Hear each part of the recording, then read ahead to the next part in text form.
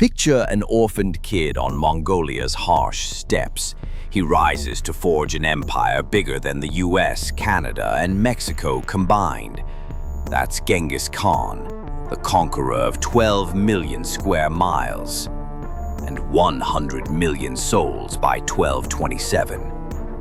From rags to ruler. How did he reshape the world? Fun twist, bigger than any Star Wars empire.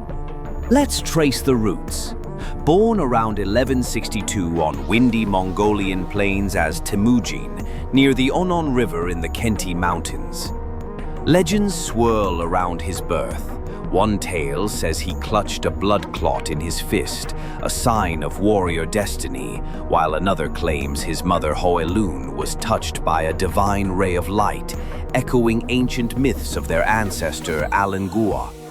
Hoelun, kidnapped from the Olkonud clan by his father Yesugai, became his steadfast rock amid the chaos. Yesugai, a chieftain of the Borjigin clan, raised Temüjin alongside siblings. Brothers Kasar, Hachiun, Temugi, and sister Temülün, plus half-brothers Beter and Belgute from a secondary wife. The family camp buzzed with the sounds of young children learning to ride ponies and shoot bows, the air filled with the earthy scent of steppe grass and distant horse whinnies. At 9, his father, poisoned by Tatar rivals. Orphaned, he endured starvation, enslavement, clan betrayal. His own people abandoned the family in the wild, forcing a hunter-gatherer existence, digging roots, netting fish, the crunch of wild nuts underfoot a daily reminder of their fall. Tensions boiled with half-brother Beter over hunting spoils, leading Temüjin and Kasar to ambush and kill him, a forbidden act that Hoelun furiously condemned, her voice cutting through the sparse yurt like a winter gale. Captured by the Temüjin, Temüjin wore a wooden collar, but escaped during a feast, hiding in the Onon River's freezing waters, the chill biting his skin as he submerged for hours. A Temüjin man, Sorkin Shira, sheltered him for 3 days at great peril, the warmth of his tent a rare haven. Another escape came with Boorchu, who helped retrieve stolen horses, their pursuit thundering across the plains, forging Boorchu as Temüjin's first loyal nokor. Imagine a teen shattering his wooden yoke, gathering kin in bitter cold, swearing vengeance, trials that could crush most. They tempered his iron will. Even as a boy, he attracted loyal friends, like Jamuka at first, then rivals, swearing blood brotherhood at 11, exchanging knuckle bones and arrows under the endless sky. A lesser-known quirk, Temüjin feared dogs, a personal vulnerability contrasting his fearsome image. In his 20s, Temüjin wove tribes together, with cunning bonds, fierce moves. He married Berta of the Ongirad tribe at 15, arranged by his father, receiving a luxurious sable cloak from her family, its soft fur a symbol of budding alliances. But rivals from the Merkit kidnapped her in revenge for Yesugai's abduction of Hoelun. Temüjin rescued her with bold raids, turning to Togril of the Kerite for aid, gifting the sable cloak to seal the pact, Togril vowing, "I will reunite your scattered people." Jamuka joined too, but their boyhood bond frayed into rivalry. By 1206, clans crowned him Genghis Khan, universal ruler, at a grand Kurultai, the air thick with celebratory fires and warrior chants. No fluke here, he transformed war. Picture swift horse archers unleashing arrows mid-gallop, rising through ranks on pure talent. All governed by the Yasa code. It tamed nomadic wildness into disciplined force. He organized armies in decimal units, tens, hundreds, thousands. Spies sowed discord among enemies. Merit drove everything. Loyalty sealed it. A pivotal rivalry, Defeated by Jamuka at Dalan Balzat around 1187, Temüjin may have served the Jin dynasty for years, profiting and honing skills before returning stronger.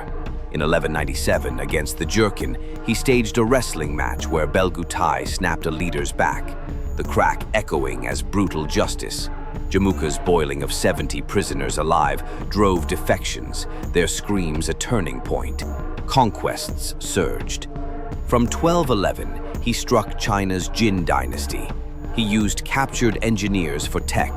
By 1215, Beijing, then Zhongdu, fell to borrowed siege tools, catapults hurling stones, rams smashing gates, and mind games that broke spirits before blades did. Envoys sent with demands only to be executed, spreading terror. Thunder of hooves like wild thunder, arrows whipping air, smoke choking skies. You, a wall guard staring at the horde. Surrender now or defy doom? He spared those who submitted, but raised resistors, refugees flooding cities amid food shortages. As Jack Weatherford notes, victories fueled Silk Road booms. Gunpowder, paper ideas zipped across lands. His relay riders dashed 200 miles daily, outpacing old systems. They changed horses at stations every few miles. Conquered experts crafted weapons. Scouts signaled with smoke or pigeons. Feel it, a rider charging deserts, dust biting lips, bells echoing, commands felling empires. He even adopted the Uyghur script for records, making admin smoother. Adaptation was key. Cultures blended, not burned. Faiths free to thrive. He studied Islam, Christianity, Taoism, Buddhism, passed laws for tolerance. Trade taxed, not torched. Women rose to lead, radical then. Torture outlawed off-field. War's edge sharp but calculated. 1223's Khwarezm betrayal in Persia ignited slaughter. A merchant caravan massacred sparked it, after the Shah executed Mongol envoys. Millions gone, yet paths linked east-west, Baghdad trader with spice loads under guard. Dread the warriors or embrace the safety? Pax Mongolica made empires a thriving network. Peace boosted commerce like never before, with roads, canals, and postal stations facilitating exchange. Wild stat, his genes in 16 million men today. Conquest's living trace. A 2003 study revealed about 0.5% of the world's men, roughly 16 million, carry his Y chromosome, traced to a common ancestor around 1,000 years ago in Mongolia, with high frequencies across Asia. Empire outsized nations, fueling stories like The Last of the Mohicans, survival epics. 1227, Genghis falls in Jijia battle. Mystery shrouds his death. Some say horse fall, others arrow wound, his final resting place unknown. Yet sons, Ogadai, Jochi, Chagatai, Tolui, inherit the fury. Realms split, but expansion roars. Ogadai's 1241 Europe blitz, Legnitsa, Mohi crushed, knights' armor useless versus arrow barrages, shields cracking like fragile ice. Tension mounts, hordes at Europe's door, cities trembling, rivers of refugees flee. Then Ogadai dies, retreat, West breathes. But what if not? Would maps rewrite forever? Would Vienna or Paris fall next? Empire melts pots. Buddhism, Islam, Christianity coexist. Scholars from all lands gathered in courts. Marco Polo roams secure, chronicling marvels. The travels bursts with courts, metropolises, highways. See Forbidden City emerge under grandson Kublai. Mongol power meets Chinese grace. Incense swirls halls. Swords ring in kin rivalries. Drama builds, unity frays. Jealousies simmer among heirs. 1260, splits deepen. Ignoring Genghis's divide warnings. Yuan shines in China till Ming's 1368 revolt. Rebels rose from famines and floods. Golden Horde, Ilkhanate feud. Empire cracks. Black Death races trade lines. Wealth's roads turn deadly. Depopulated lands even cooled the planet briefly. You, a 1279 general eyeing fractures, hold faithful or seize chaos. Hold faithful or seize chaos. Fall creeps, but peak's glory blazes unmatched. Tactics endure. U.S. forces echo mobility intel. World War II blitz to ops today. Horse echoes in strategy. Even modern logistics nod to his YAM system, with centralized pony express routes spanning thousands of miles. The Mongols' grass-dependent logistics dictated campaigns, herding livestock for sustenance, inventing operational warfare levels. False retreats, spies, propaganda, changed wars. Genghis's tale transcends time. Orphaned to ultimate conqueror of history's vastest land realm. Adaptation, Unity Triumph, splits Doom Titans. Post-1227 fractures, yet maps redrawn, cultures merged. Silk Road gunpowder to Europe.